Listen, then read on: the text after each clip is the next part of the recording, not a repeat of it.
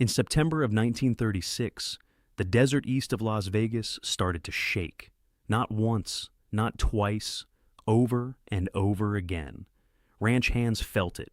Men working at the dam felt it. Windows rattled in Boulder City in the middle of the night. And the strange part, the part that nobody could explain at the time, is that this stretch of Nevada and Arizona desert had been quiet. There was no local memory of shaking like that.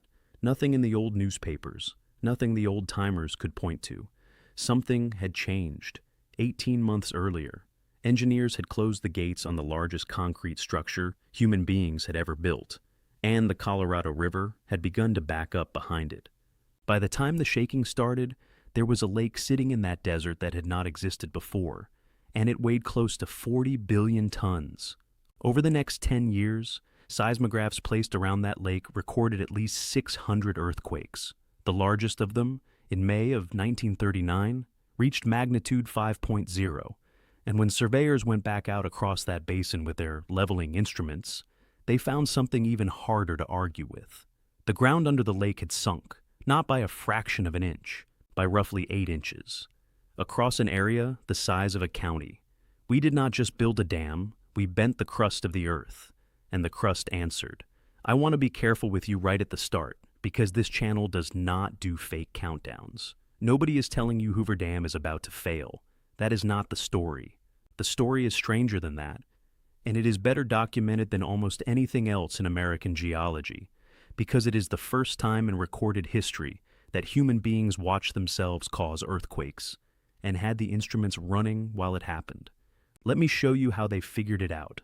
When the first tremors were reported in 1936, there was no seismic network out there to catch them.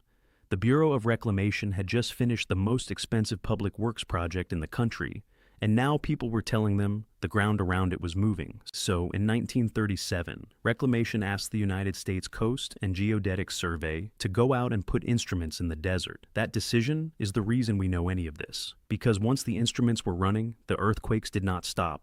They kept coming. Small ones, mostly. The kind you feel as a shove or hear as a low thud in the floor. But there were hundreds of them in the first year alone. The man who ran that investigation was a seismologist named Dean Carter. And Carter did something that sounds obvious now, and was not obvious at all in the 1940s. He put 2 lines on the same page. One line was the water level in the lake. The other line was the number of earthquakes.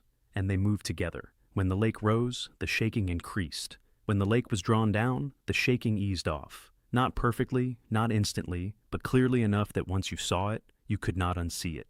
In 1945, Carter published his findings in a paper with one of the least dramatic titles in the history of science. Seismic Investigations in the Boulder Dam Area, 1940 through 1944, and the Influence of Reservoir Loading on Earthquake Activity. That paper is the first time anyone anywhere proposed in print that filling a reservoir could cause earthquakes. And I want you to picture how that work actually got done, because it is easy to read the word seismograph and imagine a screen. This was the 1930s. No satellites, no digital anything. It meant men driving out into open desert with instruments that scratched their record onto smoked paper, setting up stations in places with no power and no road to them, then going back out weeks later to change the records over and carrying them home to be measured by hand. Every one of those 600 earthquakes exists as a mark on a drum somewhere, made by somebody who had to go out into that heat and collect it. Every study of this phenomenon that has happened since, in India, in China, in Africa, in Greece, in Brazil, traces back to a government seismologist in the Nevada desert watching a line go up and a line go up with it. And here is where I want to slow down, because the biggest earthquake in that whole sequence has a detail in it that most people miss. The 4th of May, 1939, magnitude 5.0. That is not a monster. It is roughly the size of the quake that rattles a city and knocks pictures off walls and gets people talking for a week. But at the moment it happened, the lake was at about 80% of its capacity. Not full. Filling. That pattern shows up again and again in this field. The peak of the shaking does not arrive when the reservoir is at its highest. It arrives while the reservoir is still on its way up, which is a clue about what is actually happening down there, and I will come back to it. But first I want to give you a sense of the object we are talking about, because the numbers on Hoover Dam have been repeated so many times that they have gone soft. The dam is 726 feet tall. When it was finished, it was the tallest dam in the world, and it held back the largest reservoir in the world. At full pool, Lake Mead stretches over 100 miles up the Colorado. It covers well over 200 square miles of what used to be canyon and desert floor, and it holds nearly 29 million acre-feet of water. I know that unit means nothing to most people, so let me convert it into something you can feel. That is about 36 cubic kilometers of water, roughly 40 billion tons. Put it this way, every mountain range on Earth is a load on the crust, and the crust bends under it. That is not a metaphor. That is measured routinely everywhere. When the ice sheets melted off Canada and Scandinavia at the end of the last ice age, the land underneath started rising, and it is still rising today, thousands of years later. That is the crust remembering a weight that is no longer there. In 1935, in a desert canyon in the American Southwest, we did that experiment in reverse, on purpose, in under a decade. And the strangest part is what happened when they measured it. The leveling surveys around Lake Mead are one of my favorite pieces of evidence in all of this, because they are so plain. Surveyors ran a precise level line across the basin before the lake existed. Then they ran it again in 1940 and 41, with the reservoir partly filled. Then again around 1950. Then again in the early 60s. The middle of the basin went down. About 120 millimeters by the first resurvey, around 218 millimeters by 1950. Call it 8.5 inches, and then it stopped. By the 1950s, the settlement had essentially leveled out. The crust had taken the weight, flexed, and found a new position. Later, researchers used that record to work out how thick the elastic part of the crust is under that part of Nevada. Their answer was around 30 kilometers, give or take 3. Think about that for a second. We learned the thickness of the crust under the desert because we put a lake on it and watched how far it sagged. Now, the mechanism. Why does adding water to the top of the ground make the ground break? Because there are two things going on, and only one of them is the obvious one. The obvious one is weight. 40 billion tons pressing down changes the stress in the rock underneath and for a considerable distance around. Faults are surfaces that are already under stress, already loaded, already close to the point where they will slip. Adding a large new load nearby changes the arithmetic on some of them. But weight alone does not explain the timing. If it were just weight, the shaking would track the water level almost exactly, and it does not. It lags, sometimes by months, sometimes by years. The second mechanism is the one that actually does most of the work, and it is about pressure inside the rock rather than pressure on top of it. Rock is not solid the way a brick is solid. Rock has cracks and pores, and those spaces hold water. The pressure of that water pushes outward against the rock around it. Now, picture a fault as two enormous slabs pressed together, held still by friction. The harder they are squeezed together, the more friction there is, and the more force it takes to make them slip. Raise the water pressure inside that fault zone, and you are effectively prying those two slabs apart. Just slightly, just enough to reduce the friction between them. You have not added any push, you have taken away some of the grip. And a fault that was already loaded, already sitting there with centuries of strain stored in it, is now a little bit easier to break.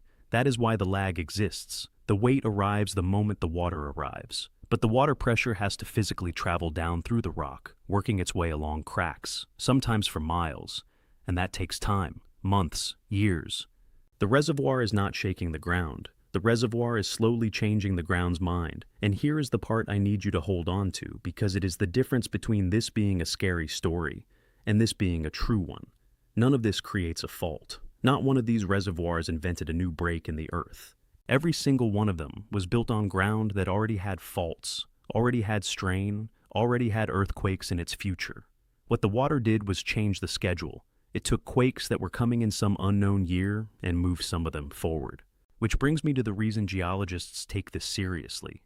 And it is not Nevada. It is a valley in western India called Koyna. Before 1962, that region was considered essentially aseismic, stable ancient rock, the kind of place engineers like. A dam was built there, and a reservoir began to fill. Almost immediately, the ground began producing earthquakes. And on the 10th of December, 1967, A magnitude 6.3 earthquake struck directly beneath the reservoir. It killed at least 177 people. It injured more than 2,000. It damaged around 80% of the houses in the town of Koyna. That remains the largest reservoir-triggered earthquake ever recorded anywhere on Earth, and the region has never gone quiet again. Since 1962, it has produced more than 20 events around magnitude 5, more than 200 around magnitude 4, and thousands of smaller ones. 60 years later, it is still going. Koyna is why this is a field of study and not a curiosity. And Koyna was not alone. In 1962, a reservoir called Xinfengjiang in southern China finished filling, and the surrounding country, which had also been considered quiet, began producing earthquakes. It built to a magnitude 6.1 that cracked the dam itself. In 1963, Lake Kariba, on the border of what is now Zambia and Zimbabwe, one of the largest artificial lakes on the face of the Earth, produced a magnitude 6.25. 3 reservoirs, 3 continents, inside about 5 years of each other, all doing the same thing. That is not a run of bad luck. That is a mechanism. But every one of those investigations was designed using the method that a seismologist worked out first. In the Nevada desert, watching Lake Mead fill. Now, let me bring this to the present day because something is happening at Lake Mead right now that no one anticipated in 1935. The lake is emptying. In late July of this year, the surface of Lake Mead was measured at about 1,041 feet of elevation. The all-time record low, set in July of 2022, was 1,040.58 feet. We are within inches of it. Federal projections published in July put the lake at roughly 1,037 feet by the end of December, which would take it below that record. The reservoir is sitting at somewhere around 35% of its capacity. If you have driven out there, you have seen it without needing a number. The white band on the canyon walls, that pale ring of mineral, hundreds of feet high, marking where the water used to sit. People call it the bathtub ring, and it is one of the most honest pieces of scenery in America. Evaporation alone takes a little over 6 feet of depth off that lake every year before anybody drinks a drop. So think about what that means in the context of everything I have just told you. We ran an experiment in 1935. We put 40 billion tons of water on a piece of desert crust, and the crust sank, and the ground shook, and we measured all of it. And now, 90 years later, we are running that experiment backwards. The load is coming off, and the same kinds of instruments are still out there. And the people who study this have been waiting a very long time for a look at the other half of that cycle.